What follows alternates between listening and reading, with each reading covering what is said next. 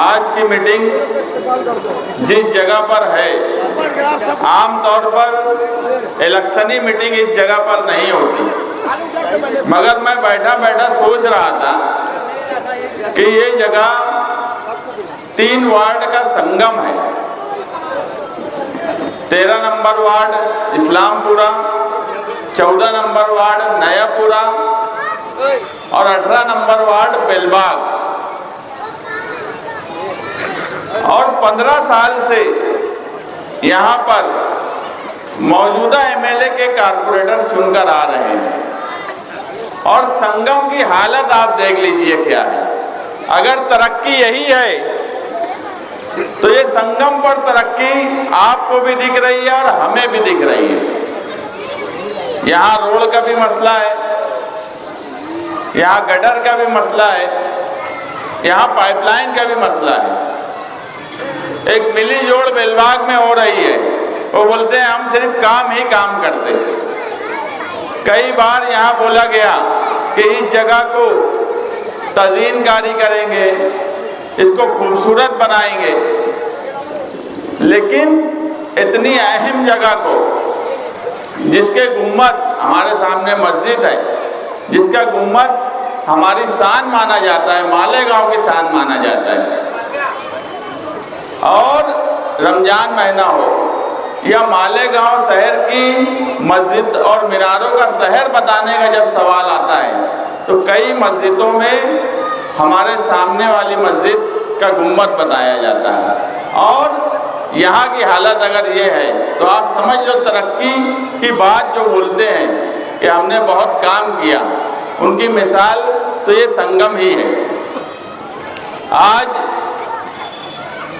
पूरे शहर में मालेगांव सेकुलर फ्रंट का एक माहौल बना हुआ है।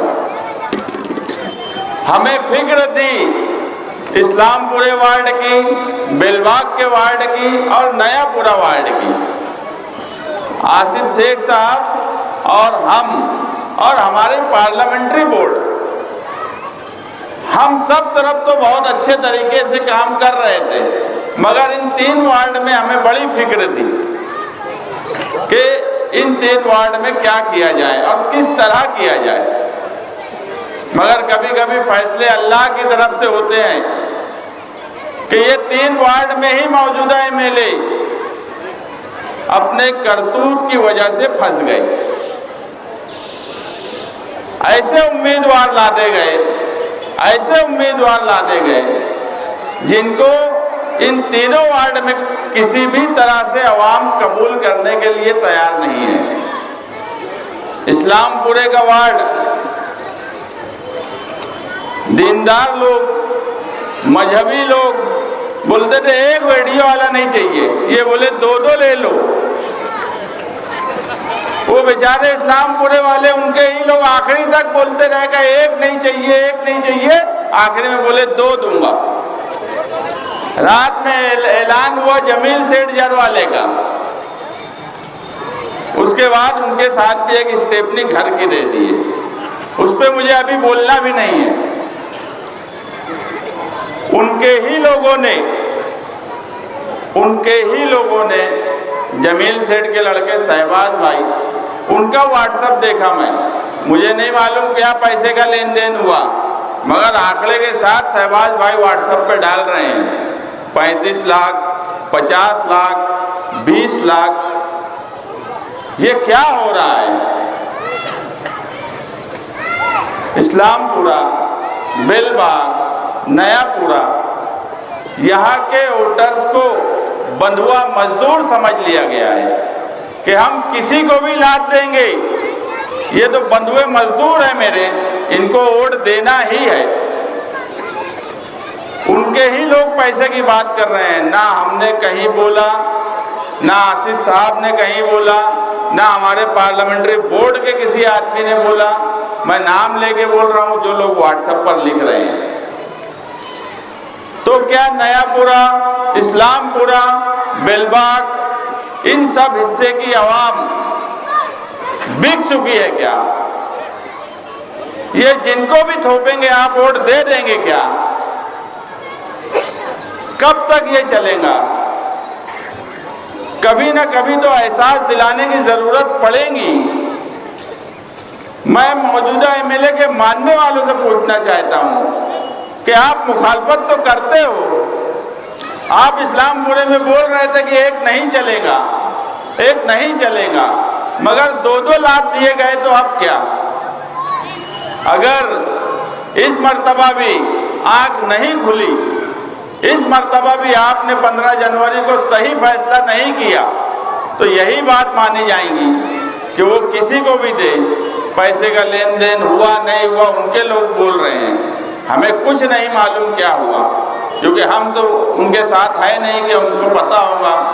मगर अगर पैसे का लेन देन उनके लोग बोल रहे हैं हुआ है, पैसा लेकर टिकट दिया जा रहा है, इसका मतलब ये है कि वो पैसा लेकर टिकट दे रहे हैं, आपकी वोट को अपनी जागीर समझ लिए हैं। और वोट किसी की जागीर नहीं हो सकता, वोट आपका हक है। इस इलेक्शन में आप अपना हक मुआवजा करिए। हमारे 18 नंबर के उम्मीदवारों का सामने के उम्मीदवारों से मुआवजा करिए। आप भूल जाइए कि वो किस पार्टी से हैं, आप सिर्फ उम्मीदवारों का मुआवजा कर लीजिए। कारपोरेशन का इलेक्शन है, असेंबली और पार्लियामेंट तो नहीं है ना। अनीस अजहर के सामने कौन है, आप मुआवजा कर लीजिए। अब्दुल्ला मुबारक की बीवी खड़ी है, शब्बीर सेठ की पोती है, उसके सामने कौन खड़ा है, मुआवजा कीजिए। अहमद सर अय्यूबी के सामने कौन खड़ा है, मुआवजा कीजिए।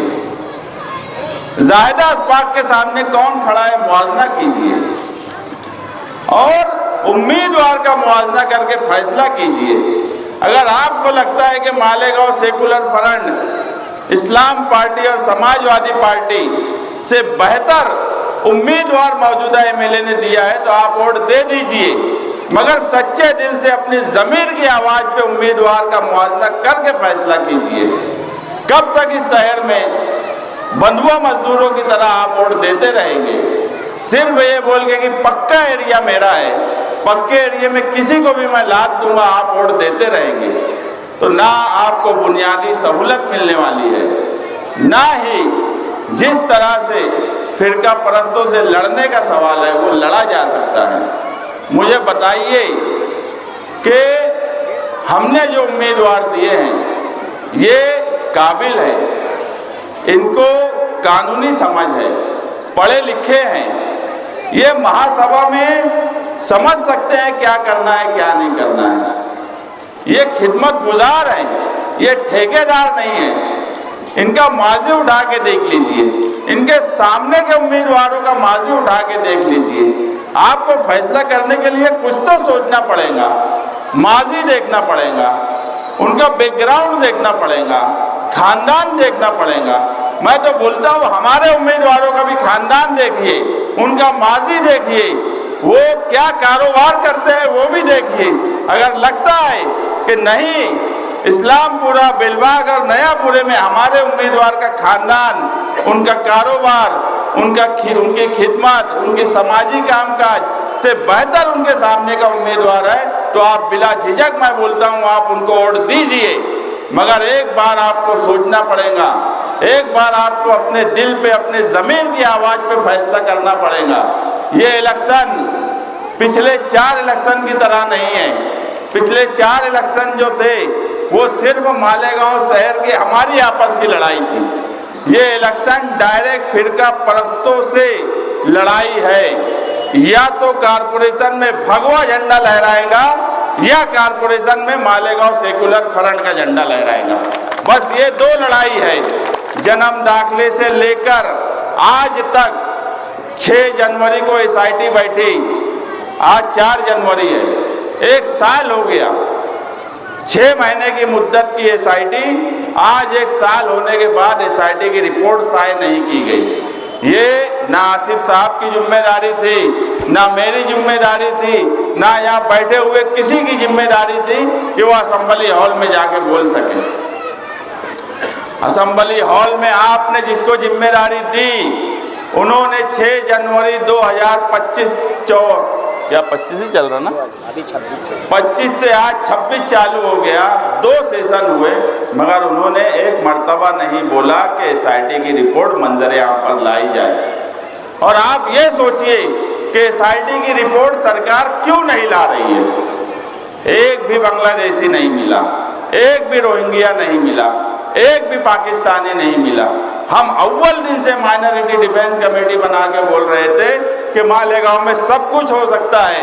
मालेगांव शहर किसी बांग्लादेशी, किसी रोहिंग्या, किसी पाकिस्तानी को कभी पनाह नहीं देगा।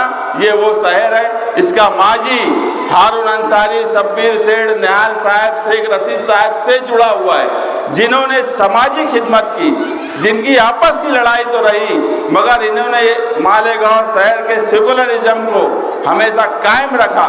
और यही वजह है कि इसकी जड़ें इतनी मजबूत है कि यहाँ कभी बांग्लादेशी, रोहिंग्या और पाकिस्तानी नहीं हो सकते। 6 महीने तक सरकार ने वो किरीट सुमैया जैसे बेवकूफ़ आदमी की बात पर SIT बनाकर पुलिस डिपार्टमेंट को कलर के काम दे दिया, दफ्तरी काम। 6-7 महीने तक पुलिस दफ्तर कागज पत्तर चेक करते रह गई।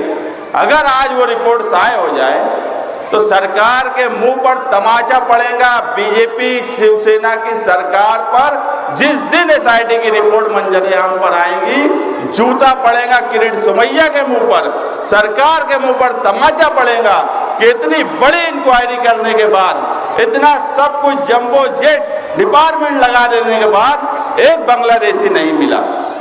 सिर्फ इसलिए रिपोर्ट साय नहीं हो रही है। लेकिन जो जिम्मेदार हैं, जिनको हमने जिम्मेदारी दी है, उनका काम था 2 सेशन में बोलने का कि SIT की रिपोर्ट लाओ, कितने बांग्लादेशी मेरे शहर में मिले, कितने रोहिंग्याई मेरे शहर में मिले। मंजर-ए-आम पर लाने की बात नहीं बोली गई। हम मौजूदा MLA की मुखालफत कतई नहीं कर रहे हैं, मगर जिम्मेदारी की बात तो पूछी जाएंगी। जो जिसकी जिम्मेदारी है, अगर कारपोरेटर की जो जिम्मेदारी है आप उससे सवाल करेंगे, MLA की जिम्मेदारी पर MLA से सवाल होगा, MP की जिम्मेदारी पर MP से सवाल होगा। ये तो जमहूरियत में हर इंसान का हक है और हम अपने हक के तय उनसे सवाल कर रहे हैं कि उन्होंने क्यों SIT की रिपोर्ट 1 साल होने पर भी मंजर-ए-आम पर लाने की बात नहीं कही। ये इलेक्शन कारपोरेशन पर सिर्फ और सिर्फ बीजेपी शिवसेना का मेयर बनाने की एक प्लानिंग है। आप पूरे शहर का वार्ड वाइज जोग्राफियाई हालात पर आप मालूमात ले लीजिए। ये 3 पैनल का संगम है, शहर भर में आपके ताल्लुकात होंगे। आप एक मर्तबा मालूमात ले लीजिए कि कहाँ कहाँ लड़ाई है। सिर्फ 20-22 सीट MIM पार्टी लाना चाहती है, उसमें इस्लामपुरा, नयापुरा, बेलबाग और किला, ऐसे कुछ वार्ड में ही उनका इलेक्शन है, ताकि 20-22 सीट बीजेपी शिवसेना की आ जाए और ये दोनों मिलकर वहाँ पर मेयर बना ले। तो क्या इस्लामपुरा, बेलबाग, नयापुरा इस मर्तबा भगवा मेयर बनाने के लिए वोट देंगे? अगर पूरे शहर में उनके खिलाफ माहौल है तो इस्लामपुरा, नयापुरा, बेलबाग क्यों कर उनको वोट दें? और क्यों वोट देंगे आप? अगर आपको लगता है कि भगवा मेयर बनाने के लिए वोट देना है तो आप जरूर वोट दीजिए, मगर जिस तरह से मालेगांव सेकुलर फ्रंट का माहौल बना हुआ है, इंशाअल्लाह आने वाली 16 जनवरी को मालेगांव सेकुलर फ्रंट का मेयर बनने वाला है। अब उसमें नयापुरा, बेलबाग और इस्लामपुरे के लोग अपनी हिस्सेदारी लेना चाहते हैं कि नहीं लेना चाहते, ये फैसला आपको करना है। Ward number 13, ward number 14, ward number 18। और मेरी दरख्वास्त ये है कि आप आने वाले इक़्तिदार में नयापुरा, इस्लामपुरा, बेलबाग अपनी हिस्सेदारी ले और इतने भरपूर तरीके से साइकिल निशान और रिक्शे निशान पर वोट दे कि बदलाव जो ये 3-4 वार्ड का सौदा करने जा रहे हैं, फिरका परस्तों से टिकट का सौदा कर रहे हैं, जो जिनके समाज में कोई इज्जत नहीं है, ऐसे उम्मीदवारों से उसका बदला लेने का वक्त है। मैं 3-4 वार्ड के लोगों से यही गुजारिश करूंगा कि आने वाले इलेक्शन में 15 जनवरी को आप भरपूर तरीके से साइकिल और रिक्शे पर वोट देकर 16 जनवरी को इक़्तिदार में हिस्सेदार बनिए। शुक्रिया। अस्सलाम वालेकुम।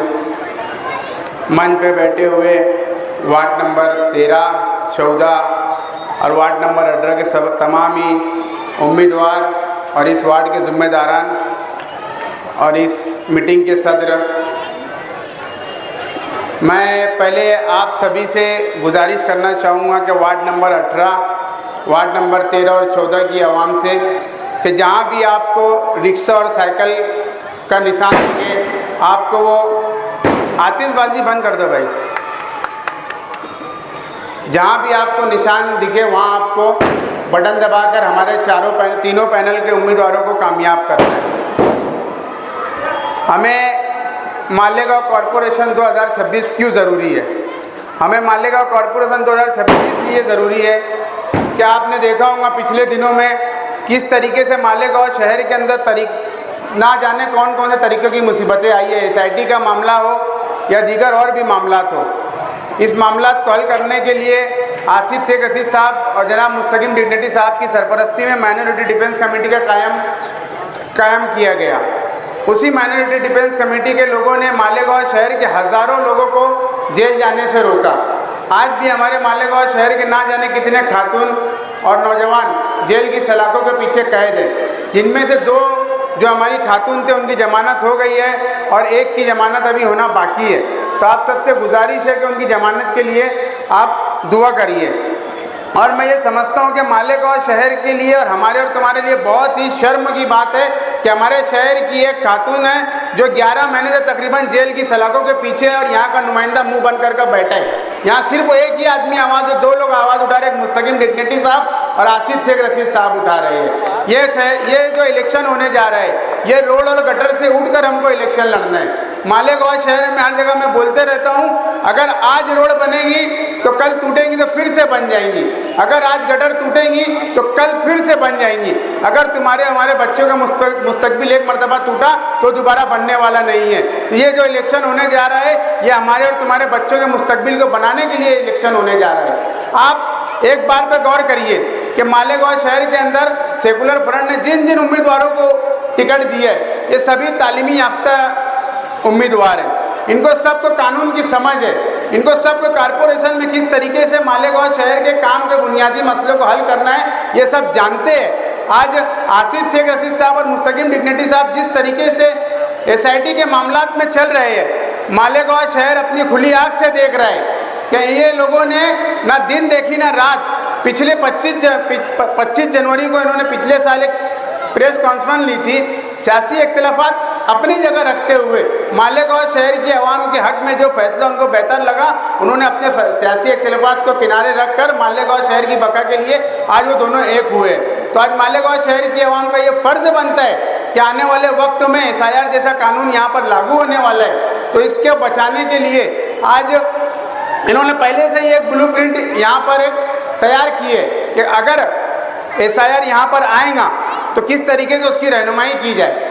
आज मालेगांव शहर के अंदर तकरीबन बहुत से ऐसे नौजवान हैं जो आज भी सेंट्रल जेल के पीछे बंद है। अभी एडवोकेट तौसीफ साहब ने जो बताया आपको कि उनके आने वाले वक्तों में तारीख है, इंशाल्लाह आप दुआ करिए कि वो उनकी ज़मानत अल्लाह करे हो जाए। आप देख रहे होंगे यूट्यूब के ऊपर मीटिंगों में और जलसों में सामने वाली जो पार्टी है, कोई बुनियादी सहूलत के लिए वो लोग बात नहीं कर रहे। कोई मालेगांव शहर के लिए उनके पास में आने वाले वक्तों के लिए कोई लाएअमल तैयार नहीं किया उन्होंने कि मालेगांव शहर में हमारा अगर मेयर बैठा तो हम ये करेंगे, या हमारा अगर मेयर बैठा तो हम SIR को लेकर या जन्म दाखिले में मामलात में जो लोग जमा हैं हम उनके लिए कुछ करना चाहते हैं। कुछ नहीं, सिर्फ और सिर्फ एक दूसरे की ज़ातियात के ऊपर बोला जा रहा है। तो ये बहुत सोचने और समझने की बात है। मालेगांव शहर की आवाम से मैं गुजारिश करना चाहूँगा कि जहाँ कहीं भी आपके रिश्तेदार रहते होंगे, जहाँ कहीं भी आपके दोस्त और अहबाब रहते होंगे, तो मालेगांव शहर की बका और तरक्की के लिए मालेगांव सेकुलर फ्रंट के जितने भी उम्मीदवारों को टिकट दिया गया है, जहाँ जहाँ आपको रिक्शा और साइकिल के निशान का बटन दगेगा, वहाँ पर आप उस निशान के दबाकर इतनी भरपूर अक्सरियत से कामयाब करें कि मालेगांव सेकुलर फ्रंट के जितने भी जिम्मेदार हैं उनको नदिया के उस साइड जाकर किसी से एक भी मेंबर के लिए बोलना ना पड़े कि हमारा समर्थन करके हमारा मेयर के लिए आप साथ दीजिए। मालेगांव शहर के अंदर एक चीज़ का बहुत ज़्यादा मसला है। मालेगांव शहर के अंदर बहुत ऐसे कम लीडरान होंगे जिनको कानूनी समझ होगी। मेरी नज़र में तो दो ही अभी फ़िलहाल ऐसे लीडर दिख रहे हैं मालेगांव शहर के अंदर, एक जनाब आसिफ शेख रशीद साहब और मुस्तकीम डिग्निटी साहब। अगर कोई कानूनी तौर के ऊपर कोई मामला आ रहे हैं, ये जन्म दाखिले के मामला को लेकर, तो कौन हल कर रहा है? एकदम ईमानदारी से अपने दिल के ऊपर हाथ रख के बताना कौन हल कर रहा है वो चीज़ को लेकर। माइनॉरिटी डिफेंस कमेटी के लोग ही हल कर रहे हैं ना। किसने कागजात को दुरुस्त करवाया वहाँ पर बैठकर? हम हमारी खुली आंखों से देख रहे हैं, मुस्तकीम डिग्निटी साहब हो या आसिफ शेख रशीद साहब हो या शान हिंद मैडम साहब हो, ये पिछले दिनों रमज़ान महीने के वक्त में रोज़ा रख कर एक एक डॉक्यूमेंट ये माइनॉरिटी डिफेंस कमेटी के लोगों ने वहाँ पर बैठ के क्लियर कराने का काम किया है। मालेगांव शहर के अंदर एक बहुत बड़ी साजिश के तहत एक साजिश हो रही है कि मालेगांव कॉरपोरेशन जो नदिया के उस साइड ले जाने की साजिश हो रही है। जैसे भी हाफिज साहब ने बताया है कि मालेगांव कॉरपोरेशन नदिया के उस साइड ले जाने वाली है। एक चीज़ मैं आपको बताता चलूँ, 70% टैक्स हम भरते हैं मालेगांव कॉरपोरेशन के अंदर। फ़ायदा कौन उठाता है उसका? मालेगांव कॉरपोरेशन में 70% टैक्स नदिया के साइड हम लोग भरते हैं और फ़ायदा नदिया के वो साइड पूरा पहुँचाया जाता है। अगर आपको 70% टैक्स पूरा अपने यहाँ पर वसूल करना है तो इस्लाम पार्टी और मालेगांव सेकुलर फ्रंट का मेयर हमारे मालेगांव कॉरपोरेशन के ऊपर बैठाना बहुत ज़्यादा ज़रूरी है। वरना वो दिन दूर नहीं कि मालेगांव कॉरपोरेशन उस साइड चले जाएंगे, जो थोड़ा बहुत भी काम होता है तो वो यहाँ पर होना बंद हो जाएगा। मालेगांव कॉरपोरेशन के अंदर सामने वाली पार्टी हो या फिर वार्ड नंबर 18 के जो मौजूदा जो, मैं आपसे गुजारिश करता हूं कि आतिशबाजी बंद कर दे। हमने पहले ही ऐलान किया था मीटिंग के अंदर, सभी जिम्मेदारों से और उम्मीदवारों से ये गुजारिश की थी मुस्तकीम डिग्निटी साहब ने, आसिफ शेख रशीद साहब ने, कि हमें हमारे जलसे जुलूस के अंदर ना तो डीजे का इस्तेमाल करना है ना ही आतिशबाजी का इस्तेमाल करना है। तो मैं ये बोलना चाह रहा था कि मालेगांव शहर के अंदर भगवा झंडा लहराने से हमको मालेगांव शहर की कॉरपोरेशन को बचाना है। मालेगांव शहर में पिछले दिनों एक बहुत बड़ी गलती हो चुकी है। यहाँ पर जो नुमाइंदा चुनकर गया है, मैं ज़्यादा उस पर बोलना नहीं चाहूँगा, बहुत बड़ी गलती हो चुकी है। और मालेगांव का जो नुमाइंदा है वो मालेगांव शहर के अंदर ऐसी बहुत सी चीज़ें हो रही जो आँख बंद कर बैठे हुए। आज काम कोई कर रहे हैं माइनॉरिटी डिफेंस कमेटी के हमारे सरबरा जनाब आसिफ शेख रशीद साहब, मुस्तकीम डिग्निटी साहब कर रहे हैं। तो आज आपको और आपके ये हक उनका बनता है कि जितनी भी उम्मीदवार यहाँ पर इनके खड़े हैं उन सबको साइकिल निशानी को, रिक्शा निशानी के ऊपर वोट देकर, इतनी कसीर तादाद में वोट देकर कामयाब करें कि किसी के आगे जाकर वोट के लिए भीख नहीं मांगना पड़े कि हमारे को मेयर बनाने के लिए आप साथ दीजिए। तो इस सब के लिए आप तैयार हैं ना? हाथ उठाकर बोलो भाई मेरे। आप इस बात को मामूली मत समझिए कि मालेगांव शहर के अंदर जिस तरीके से भगवा दहशतगर्दी के यहाँ पर प्लानिंग हो रही है कॉरपोरेशन के ऊपर भगवा झंडा लहराने के लिए, तो यह आपके और हमारे बच्चों के आने वाले मुस्तकबिल के साथ में बहुत बड़ा खिलवाड़ होने जा रहा है। तो मैं आप सबसे एक बार फिर से गुजारिश करना चाहता हूँ कि मालेगांव शहर के अंदर सामने वाली जितनी भी पार्टी है ये आपके भलाई के लिए कोई काम करने वाले नहीं है। इनमें आधे जो उम्मीदवार है ये ठेकेदार है और आधे जो उम्मीदवार है ये सट्टा और जुआ क्लब चलाने वाले लोग हैं। ये सब आप लोग अच्छी से जानते हैं। तो आप सबसे गुजारिश करूंगा कि मालेगांव सेकुलर फ्रंट के सभी उम्मीदवारों को भारी अक्सरियत से कामयाब करिए और इंशाल्लाह एक मरतबा मालेगांव कॉरपोरेशन को मालेगांव सेकुलर फ्रंट के हवाले करिए। इंशाल्लाह मालेगांव शहर के अंदर जो तरक्की के काम रुके हुए हैं, बुनियादी सहूलत के काम रुके हुए हैं, तकरीबन 7 सालों से प्रशासक राज बैठा हुआ है। तो मालेगांव कॉरपोरेशन का इंशाल्लाह जब अपना मेयर बैठ जाएगा तो रुके हुए काम को आगे से इंशाल्लाह बढ़ाने की कोशिश होगी। इतना ही मैं बोलकर अपनी बात को खत्म करता हूँ। शुक्रिया। अस्सलाम वालेकुम। वाला है आप पिछले 1 साल की कारकर्दगी असेंबली इलेक्शन के बाद से देख लीजिए। अगले हफ्ते 3 दिनों के बाद 8 जनवरी को जन्म दाखिला मामले में जो SIT बनाई गई थी उसको तकरीबन पूरा 1 साल हो चुका है। लेकिन असेंबली में एसआईटी की टीम ने जो रिपोर्ट महाराष्ट्र गवर्नमेंट के पास जमा करवाई है, आज तक वो मंजर आम पर नहीं आई है। मालेगांव शहर की आवाम जन्म दाखिले के मामले में पिछले रमज़ान महीने से परेशान है। हमारे शहर की कई ख़वातीन जेल में गई, जिसमें से 2 ख़वातीन का अल्हम्दुलिल्लाह माइनॉरिटी डिफेंस कमेटी ने उनका काम किया और 2 ख़वातीन जेल से रिहाई पर आई है।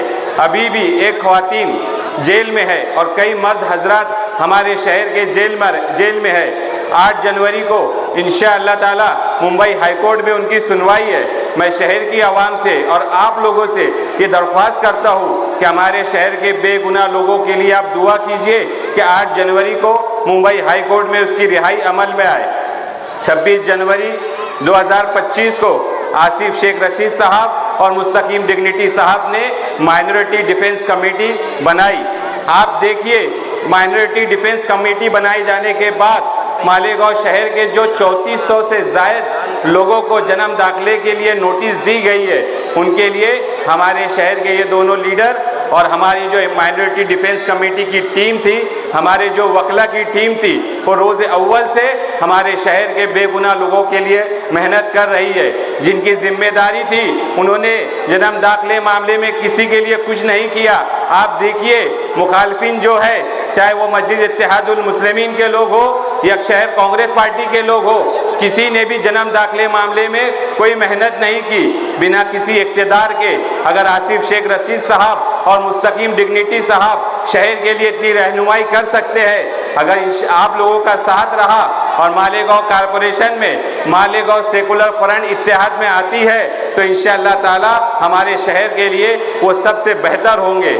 आप इस चीज़ पर भी गौर कीजिए कि आज फ़िरका परस्त पार्टी कारपोरेशन में नहीं है, ना ही मुस्तकीम डिग्निटी के पास कोई इक़्तिदार है, ना आसिफ शेख रशीद साहब के पास कोई इक़्तिदार है, लेकिन हमारे शहर के लिए वो लड़ रहे हैं। अगर खुदा ना खास्ता फ़िरका परस्त पार्टी इक़्तिदार में आती है तो हमारे ऊपर कितना जुल्म करेगी।